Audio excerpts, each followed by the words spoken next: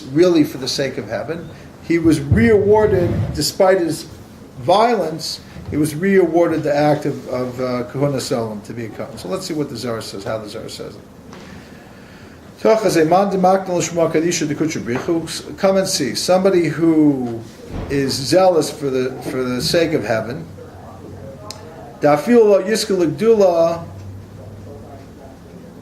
even if they didn't merit any greatness on the account of their heroic act, and in other words, they're not like a great person otherwise. They're like an ordinary person. They don't have some special yichus. Revach lavanatula. In the merit of what they do, they gain. They become great, and they deserve. And where do we see this from? Pinchas. He wasn't really fit to be a Kohen at that time, and he wasn't already appointed to be anything special. But because he was he was zealous for God, he won. And he was worth all of these things. He went up, and his Istakim B'Kula was completed. And he merited to get the Kuna Gedola. Mahi Shaita, from that time onwards, he was called Pinchas ben Elazar ben Aaron HaKohen. He's called Pinchas ben Elazar ben Aaron HaKohen. He also became a son of Aaron. The Ashlam L'Tein Dargin, he completed both levels. Why? Because he inherited the souls of Nadav and Avihu. Begin to Kana L'Shma Demar, because he was zealous for God. Istakim Adisakim. Now, the Zohar also says the second reason that I said. The Zohar brings in the importance of Tikkun Chatzos.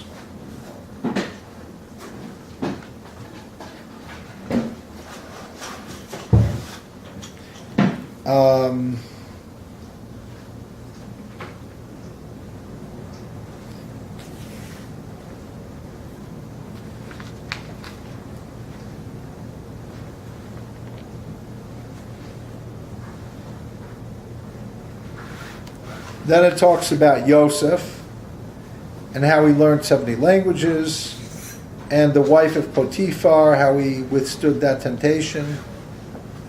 It's kind of medrash.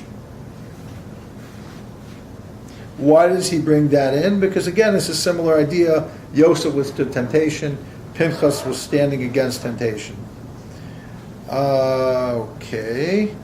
Now, the Zohar talks about the positive side. What's the positive side? The positive side is that when we do mitzvahs, the Torah, the Mishkan, the sanctuary, the temple, is a place where there's a unification between the Holy One, blessed be He, and the Shneir. And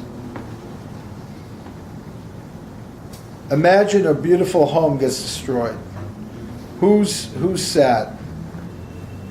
Right? It's not the robbers who vandalized it, who burnt it or destroyed it. It's the owner of the home.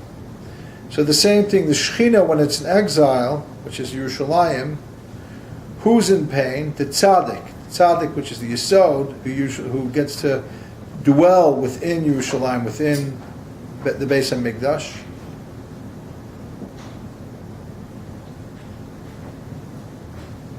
That's why it says, Al Naharas Babel Sham Yishavnu Gam B'china B'zcharnu Es Sion. By the rivers of Babylon we sat and we wept when we remembered Zion. Question is, why doesn't it say Jerusalem? Right? Because usually it says Jerusalem. And the answer is, because Zion is the Yesod. And what are we weeping for? We're weeping for the loss of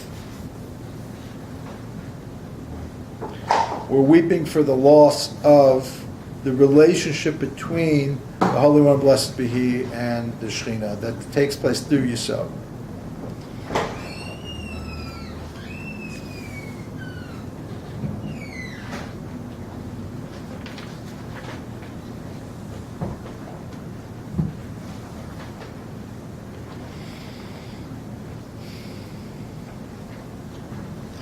Now Pinchas merited this world and the next world.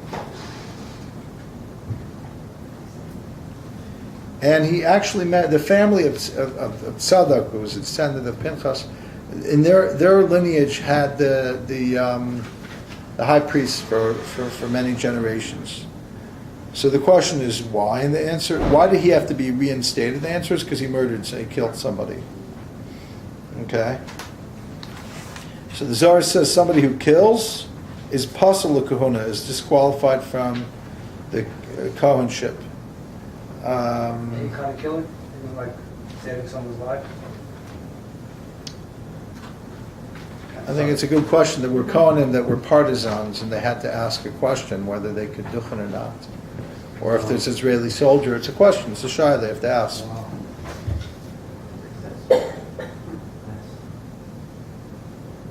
So Itzrich liyachsa lekunas almin. So we have to reinstate him and make him a kohen forever.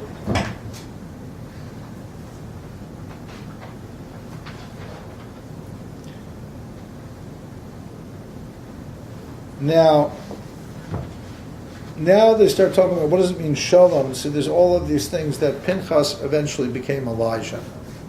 Interesting. Lubavitcher Rebbe points out, he asks, does that mean he literally became Elijah, or the soul of Pinchas was reincarnated in Elijah? What do you think? It was the original soul. So the Lubavitcher Rebbe actually says that it wasn't the same physical body. No. It was a different body. It was that Pinchas' soul was reincarnated in Eliyahu. But if you read the Zohar straight, it seems as if, same. Eliyahu comes as different forms. Yeah, he got good at changing forms. That's true. He's at every bris, What? He's at every bris. He's at every Seder. I don't see him. You don't see him. They have eyes, My eyes don't see those things.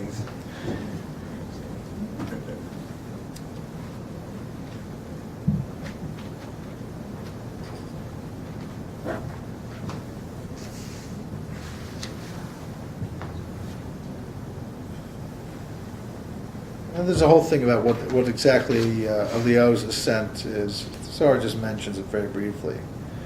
So what's the Zohar holds? He was reincarnated, or he was always around?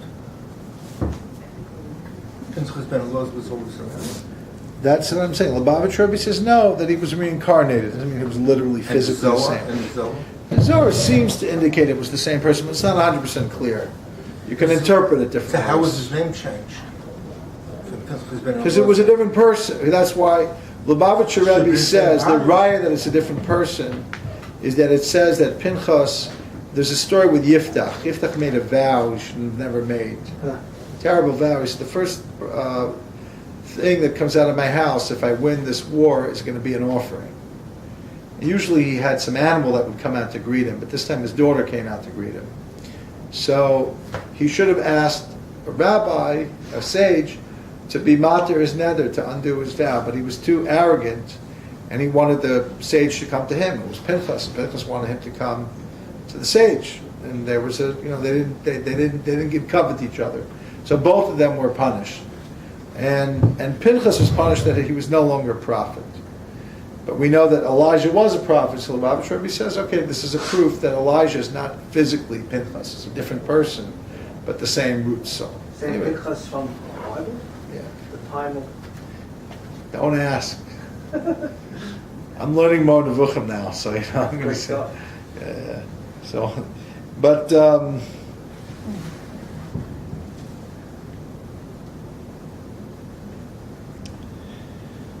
so.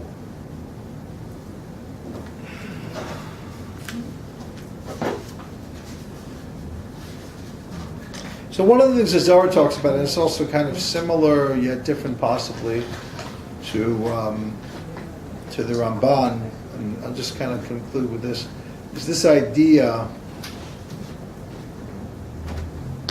that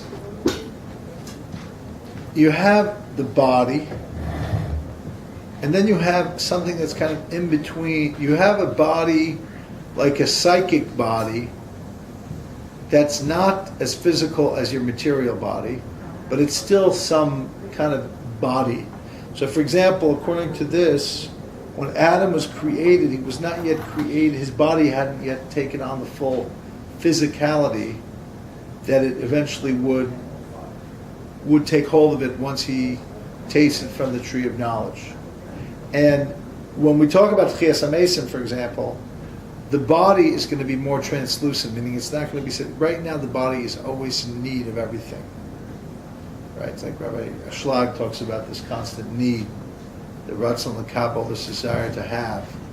So the body is an expensive piece of machinery that needs a lot.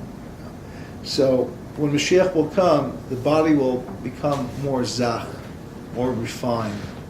It'll be lighter. In other words, there's light and there's vessels.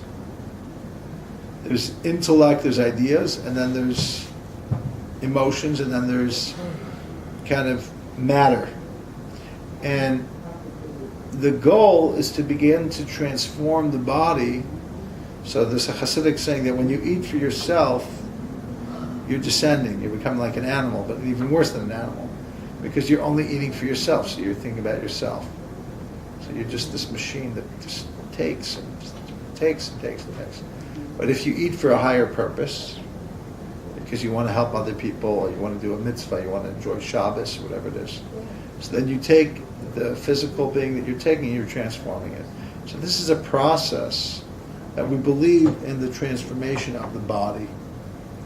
Not just the soul over the body, not just life, so to speak, over existence, but the body. The goal is the transformation of the body.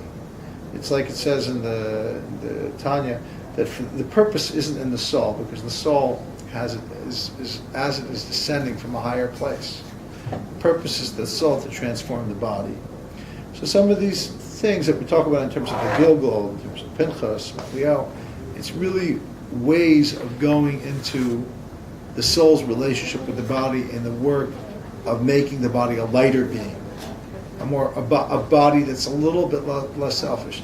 There's a story with the rabbi who gave Shlomo Smicha, the Pachad Yitzchak, great scholar, great secret Kabbalist. His Kabbalistic teachings are Nister B'Lashon Nigla, like secret teachings in revealed words, meaning in more mainstream. He doesn't use the esoteric language.